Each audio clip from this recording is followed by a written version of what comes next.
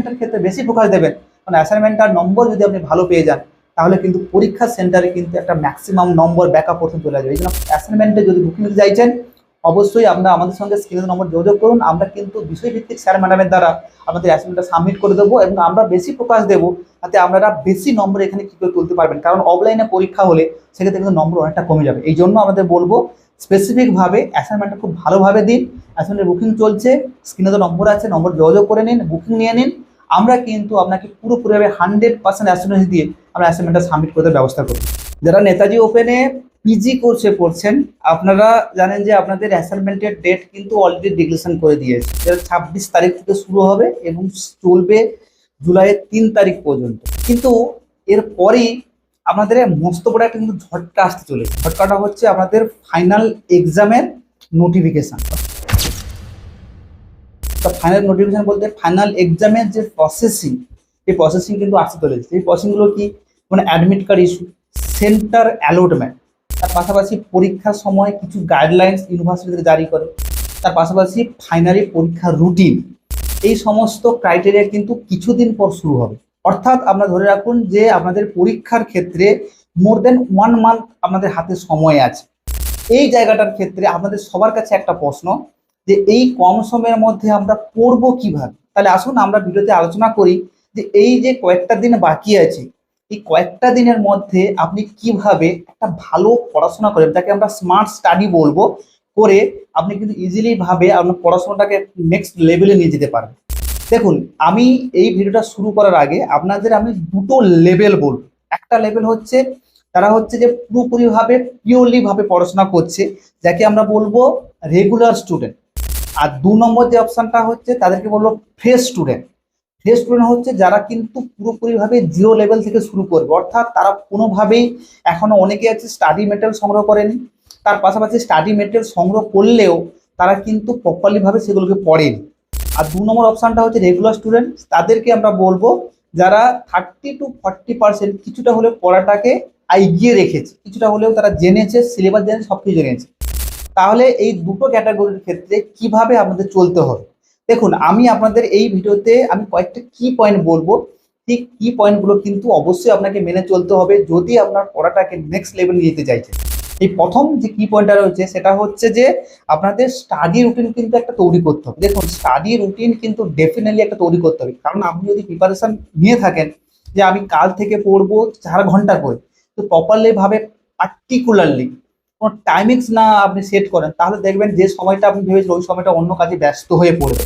কিংবা 8 ঘন্টা পড়লেন বা আপনি 2 ঘন্টা করে পড়বেন ভাবছিলেন, সেই জায়গাটাতে 8 ঘন্টা হয়ে যাচ্ছে, 1 ঘন্টাও হচ্ছে না।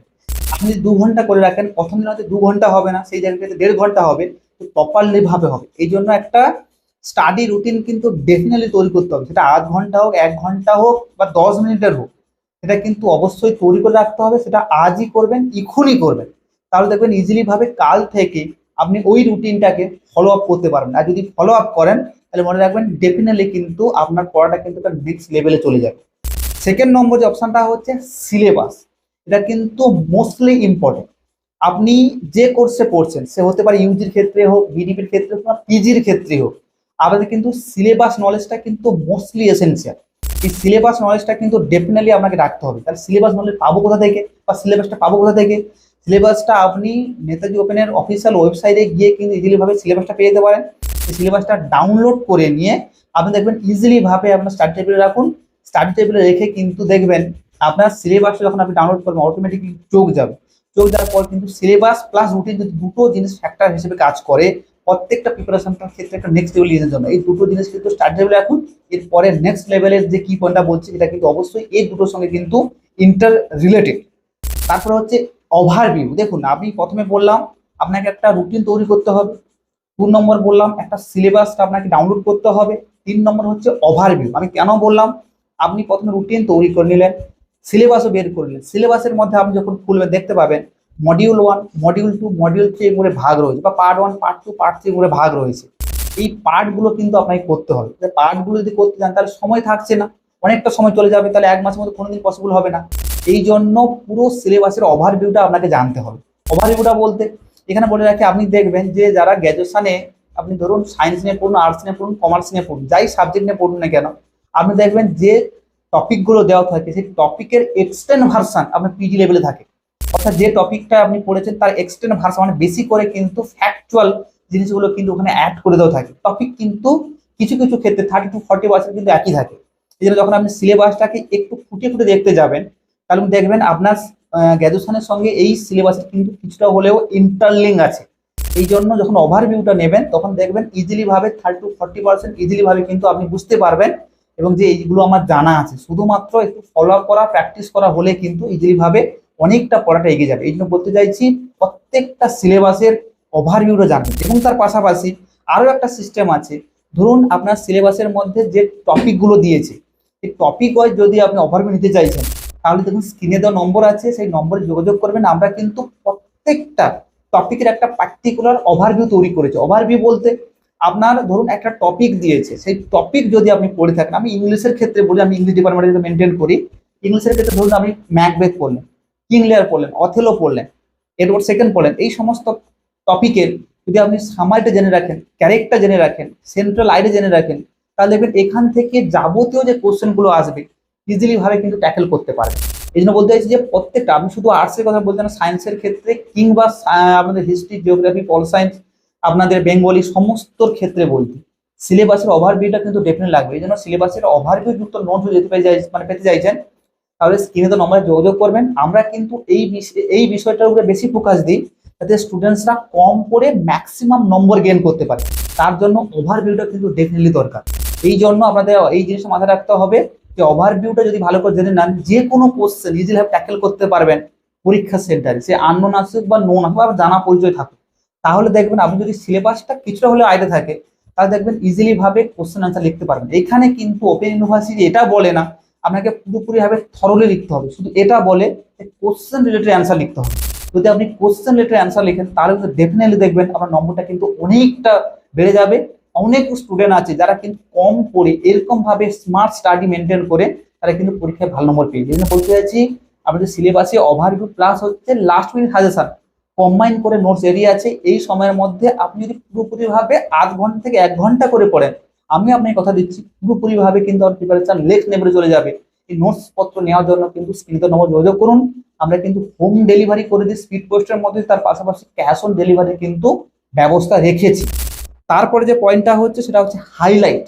দেখুন প্রত্যেকটা আপনি স্টাডি ম্যাটেরিয়াল নিলেন, রুটিন তৈরি করলেন, তার পাশাপাশি সিলেবাসও বের করলেন, ওভারভিউ নিলেন, কিন্তু ওভারভিউ নেওয়ার পর আরো একটা মোস্টলি ইম্পর্টেন্ট যে জিনিসটা হচ্ছে সেটা হচ্ছে হাইলাইটিং। যখন আপনি পড়বেন, নোটস পড়ছেন, দেখুন প্রত্যেকটা প্যারাতে একটা হাইলাইটিং পয়েন্ট থাকে।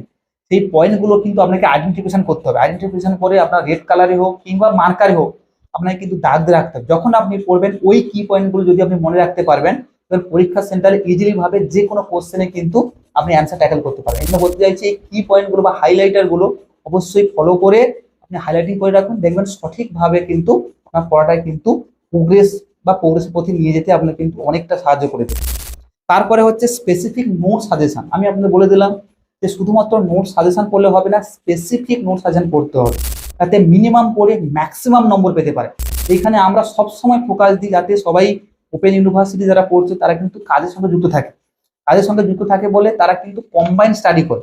এই জন্য বলতে চাইছি যে আপনারা যদি কাজের সঙ্গে যুক্ত থাকেন, পড়ার সময় পাচ্ছেন না, কম সময়ের মধ্যে ভালো প্রিপারেশন নিতে চাইছেন, তাহলে স্ক্রিনে যে নম্বর আছে যোগাযোগ করে নোটসপত্র কালেক্ট করুন। ঘাবড়ানোর দরকার নেই, এখনো সময় আছে অনেক। যদি সিস্টেমেটিক ভাবে পড়েন তাহলে ইজিলি ভাবে দেখবেন আপনার পড়াটা কিন্তু অনেকটা নেক্সট লেভেলে চলে যাবে। তার পাশাপাশি হচ্ছে প্রিভিয়াস ইয়ার কোশ্চেন অ্যান্সার, এটা কিন্তু mostly important. Previous year question answer কিন্তু অবশ্যই দেখতে হবে। দেখুন আমি সবসময় একটাই কথা বলি, যখন আপনি পুকুরে নামবেন কিংবা সমুদ্রে নামবেন জলের গভীরতাটা কিন্তু মেপে নেওয়া দরকার আছে। এই জন্য যখন আপনি কোনো একটা পরীক্ষা দিতে যাবেন যে প্রিভিয়াসে কিরকম কোশ্চেন পড়েছে সেই কোশ্চেনে কিন্তু রাফ আইডিয়া কিন্তু ডেফিনেটলি থাকা দরকার আছে। এর জন্য আপনি ওই সাইট থেকে, অফিসিয়াল ওয়েবসাইট থেকে, Netaji open university official website থেকে আপনার প্রিভিয়াসে কোশ্চেন অ্যান্সার রেডি করে বা কোশ্চেন আপনি বের করুন, সেইগুলো দেখুন, প্র্যাকটিস করুন কিরকম কোশ্চেন পড়ে, তাহলে কিন্তু অনেকটা আইডিয়া হবে। সেই আইডিয়া থেকে কিন্তু অনেকটা প্রিপারেশনটা কিন্তু নেক্সট লেভেলে চলে যাবে। এই জন্য প্রিভিয়াসের কোশ্চেন আনসার কিন্তু মোস্টলি এসেন্সিয়াল আপনার প্রিপারেশনটাকে একটা নেক্সট লেভেলে নিয়ে যাওয়ার জন্য। তারপরে হচ্ছে মক টেস্ট। দেখুন আপনি সবকিছু করলেন, প্রিভিয়াসের কোশ্চেন অ্যান্সারও নিয়ে নিলেন, তাহলে আপনার কি করতে হবে, মক টেস্ট দিতে হবে। মক টেস্টটা হচ্ছে, এটা বলে দিই, মক টেস্টটা হচ্ছে ধরুন একটা পার্টিকুলার প্রপার ইনভায়রনমেন্টে বসে টাইমিংস বেঁধে কোশ্চেন আপনাদের অ্যাটেম্প করার নাম হচ্ছে মক টেস্ট। এইগুলো আপনি যখন পুরোপুরি ভাবে আপনি সিলেবাসের সমস্ত কোশ্চেন জেনে নেবেন, প্রিভিয়াসের কোশ্চেন গুলো যখন আপনি পড়বেন, সে আপনার আননোন কোশ্চেন হোক কিংবা আপনি কোশ্চেন জানা হোক, সেগুলোকে একটা প্রপারলি টাইমিং বেঁধে নিয়ে একটা প্রপারলি ইনভারনমেন্টে রুমের মধ্যে রুম লক করে দিয়ে সেগুলোকে অ্যাটেন্ড করার চেষ্টা করুন। প্রথম দিকে কিছুটা হেজিটেশন হবে, লিখতে সমস্যা হবে, বুঝতে সমস্যা হবে, ভুল ভ্রান্তি হবে। যখন আপনি বারবার এই জিনিসটা করবেন, তখন দেখবেন ইজিলি ভাবে আপনার যে ভুলগুলো রয়েছে, ভুলগুলো কিন্তু ইজিলি ভাবে আপনার কমে যাচ্ছে। এটা পাশাপাশি নিজেই আপনি কিন্তু সুপারভাইজ করুন, ওগুলোকে কারেকশন করুন। কারেকশন করার পর দেখবেন যেগুলো কারেকশন করলেন, আপনার জিন্দগিতে যতদিন আপনি করবেন ততদিন কিন্তু এই জিনিসগুলো আপনি ভুল করবেন। এটা কিন্তু অবশ্যই আপনাকে মাথায় রাখতে হবে যে আমাকে মক টেস্ট কিন্তু ডেফিনেটলি দিতে হবে, সপ্তাহে একবার হোক, সপ্তাহে দুবার হোক, পার্টিকুলার টাইমিং স্পেন। তারপরে হচ্ছে রিভিশন। দেখুন, রিভিশন কিন্তু আপনাকে ডেফিনেটলি করতে হবে। আপনার এভরি অল্টারনেটিভ ডেতে কিংবা আপনি 3 দিন করুন, 4 দিনের মাথায় রিভিশন করুন। রিভিশন যদি না করেন তাহলে কিন্তু মোস্টলি কিন্তু প্রেশার সম্ভাবনা থাকে, কারণ আমাদের আনকনসিয়াস মাইন্ডে অনেক রকম প্রেশার থাকে, সেই প্রেশার থেকে কিন্তু আমরা ভুলে যাই না। বলতে চাইছি রিভিশন কিন্তু মোস্টলি এসেন্সিয়াল আপনার প্রিপারেশনটাকে একটা নেক্সট লেভেলে নিয়ে যাওয়ার জন্য। রিভিশনটা কিন্তু অবশ্যই করতে হবে, এটা কিন্তু আপনাকে সিস্টেমেটিক ভাবে করতে হবে। এটা নয় যে আপনি 1 মাস পর করলেন বা 20 দিন পর করলেন, তাহলে কিন্তু কোনোভাবে আপনি মনে রাখতে পারবেন না, সব জিনিসগুলো কিন্তু আপনি ভুলে যাবেন। তারপরে হচ্ছে কোশ্চেন রিলেটেড অ্যান্সার, যেটা আমি প্রথমেই বলে দিলাম যে কোশ্চেন রিলেটেড অ্যান্সার কিন্তু আপনাকে লিখতে হবে। কোশ্চেন অ্যান্সার বলতে আপনি এই জিনিসটা মাথায় রাখুন যে কোনো একটা কোশ্চেন যখন আপনি অ্যাটেম্প করবেন, আপনাকে কিন্তু মিনিমাম একটা স্টাডি করতে হবে। তার মানে এটা নয় আপনার একটা কোশ্চেন পড়েছে, কোশ্চেনের অ্যান্সার আপনি প্রিপারেশন করে যাননি, আপনি যেটা পড়েছেন কোশ্চেন রিলেটেড হোক বা রিলেটেড না হোক, আপনি একদম পাকদম অ্যান্সার লিখে দিলেন, আননেসারি অ্যান্সার লিখছেন, তাহলে কিন্তু কোনোভাবে নম্বর পাবেন। এই জিনিসটা কিন্তু মাথায় রাখতে হবে। ইউনিভার্সিটি সবসময় বলে, কিংবা ওপেন ইউনিভার্সিটি যারা এক্সামিনার সবসময় বলে যে কোশ্চেন রিলেটেড অ্যান্সার লিখতে হবে। এই জন্য বলছি কোশ্চেন ভালো করে দেখুন, ভালো করে পড়বেন, প্র্যাকটিস করুন, মক টেস্ট দিন, রিভিশন করুন, রুটিন তৈরি করুন, সিলেবাস বের করুন, দেখবেন ইজিলি ভাবে সব জিনিসগুলো করতে পারবেন। তারপরে যে পয়েন্টটা হচ্ছে যে মাল্টি কোশ্চেন অ্যাটেম্পটিং বা মাল্টি কোশ্চেন মেকিং।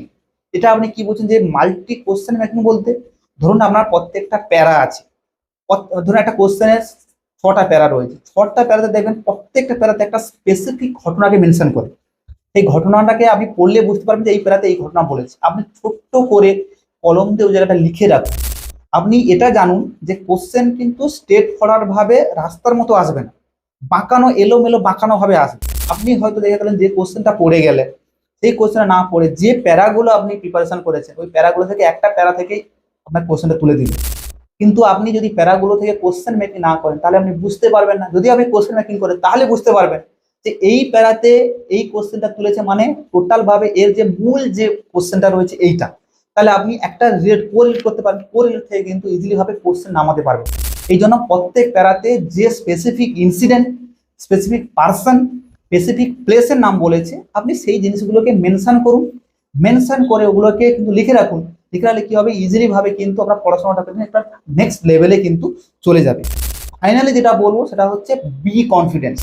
আপনি কম পড়ুন বা বেশি পড়ুন, মনের মধ্যে কিন্তু এই ধারণা নিয়ে চলুন যে আমি যা পড়েছি বেশ পড়েছি এবং বেশি পড়েছি। পরীক্ষায় যখন যাবেন এটা ভাববেন না যে আমার পড়া কিছুই হয় না, আমি পাস করতে পারবো না। এটা ভাবুন যে আমি যা পড়েছি সব থেকে বেস্ট পড়েছি, আমি ভালো উত্তর লিখতে পারবো।